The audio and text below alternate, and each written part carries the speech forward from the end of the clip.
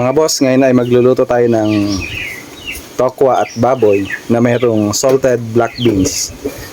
Bali, ito po yung mga gagamitin natin: sibuyas, bawang, paminta, magic sarap, oyster sauce, toyo, paminta.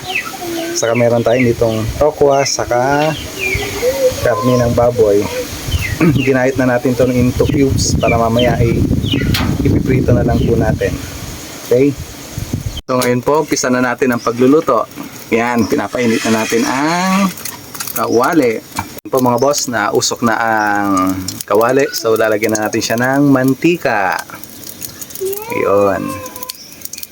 Yan. Unahin po muna natin iprito ang tokwa, then sunod po natin yung baboy. So yan, ganun din. Antayin din natin umusok yung mantika bago natin ilagay yung tokwa. Okay, mainit na po ang mantika. So ilagay na natin yung tokwa. Handa ng paglagay at natalsik.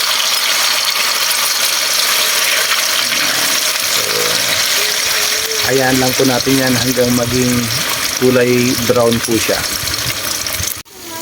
So boss, okay na po are. Ito po ihanguin na natin para maisunod naman natin ang karne ng baboy. So yan, pwede nyo rin gawing tostado kung trip nyo yung medyo tostadong tokwa. Pero sa amin yung katamtaman lang kasi medyo mas masarap pagka katamtaman lang. Ngayon naman po, ang ilalagay natin ay yung ating karne ng baboy. Oops, dahan-dahan lang. At natalsik.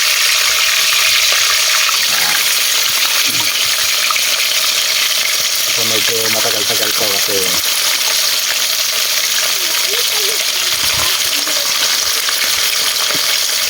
mga boss, ito ay okay na. Hanguin na natin.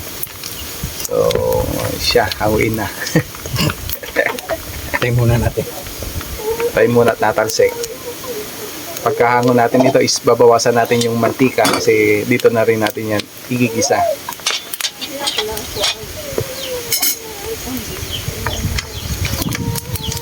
So, yun. Sarap.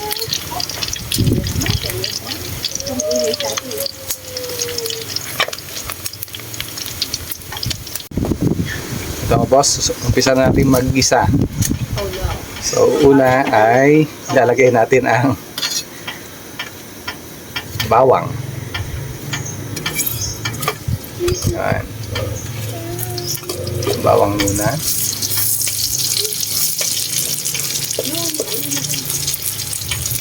Lagay na rin natin ang sibuyas.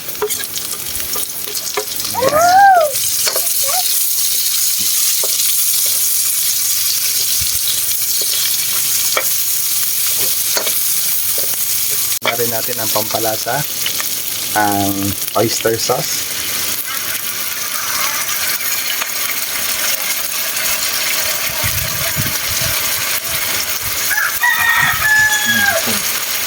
Lagyan din natin siya ng seasoning.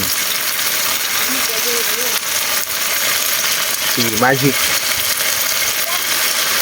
Ayan. Haluin lang natin.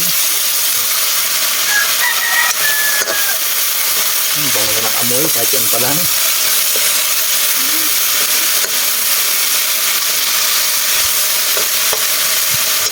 Next ay lalagyan na natin ang karne. Ayan.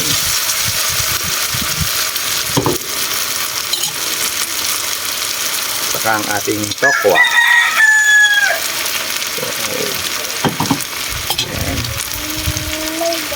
Lagyan natin ng konting paminta.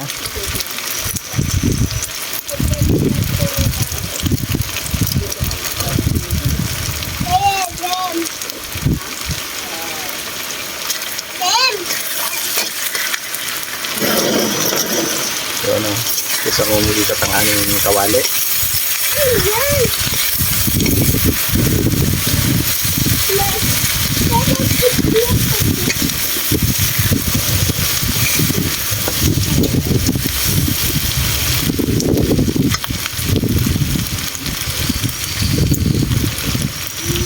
Tapos lagyan natin ng toyo.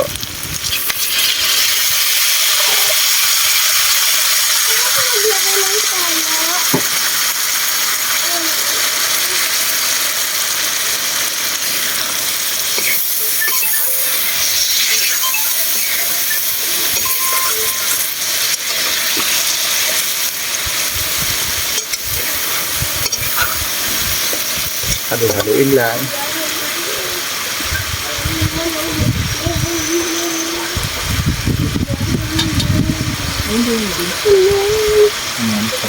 Ilalagay na natin ang black beans, salted black beans. So, ito na siya. Yan, tinanggal lang natin ang tubig. Yun. Yan.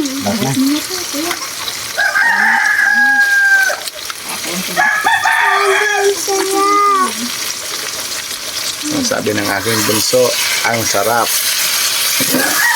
Ito ang ating tokwat baboy with salted black beans.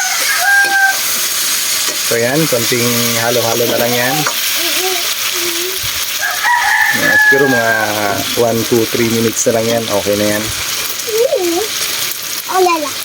Mga boss, luto na ang ating tokwat baboy with salted black beans. Tara, kain na tayo. Ito na po ang finished product ng ating tokwat baboy with salted black beans. Wow, ang sarap. Tara, lunch na tayo.